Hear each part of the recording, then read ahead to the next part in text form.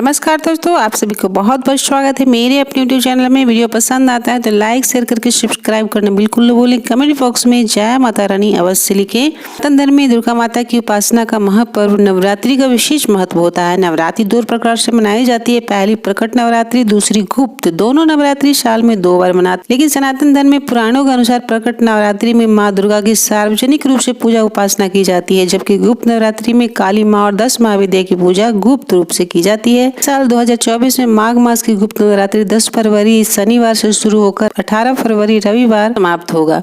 नवरात्रि की पूजा कहा जाता है कि पूजा घर का या पूर्वोत्तर दिशा या फिर ईशान कोण में करना चाहिए।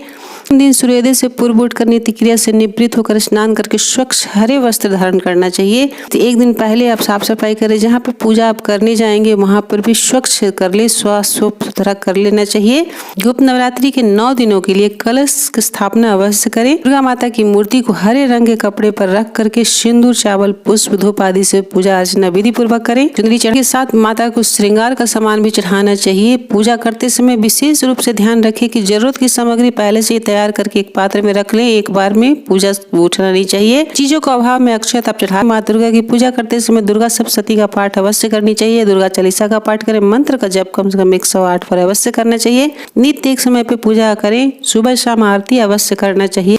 भूल कर भी आंख, मदार, पुष्प नहीं चढ़ाना चाहिए। दुर्वा, तुलसी भी ना चढ़ाएं। अपनी मनोकामना पूर्ति के लिए या फिर आप नित्य भोग में माता दुर्गा को शाम पूजा के समय बतासा, लौंग का भोग अवश्य लगाएं। ऐसा करने से माँ का आशीर्वाद और कृपा हमेशा भक्त पर बनी रहती है। सामान्य लोग भी इस तरह से गुप्त रूप से पूजा कर सकते हैं। सारे कष्टों से मुक्ति मिल जाती है। विशेष रूप से गुप्त नवरात्रि की पूजा में तांत्रिक, साधक और अघोरी तंत्र मंत्र की सिद्धि को पाने के लिए गुप्त साधना करते हैं। मान्यता है कि गुप्त नवरात्रि की पूजा, व्रत और अनुष्ठान को गुप्त रखने के साथ इस पूजा को करने के कारण को भी किसी को नहीं बताना चाहिए, यानी किसी के साथ साझा नहीं करना चाहिए। कहा जाता है कि इस पूजा को जितना अधिक गुप्त रहेगा उतनी ही शीघ्र मनोकामनाओं की पूर्ति होती है।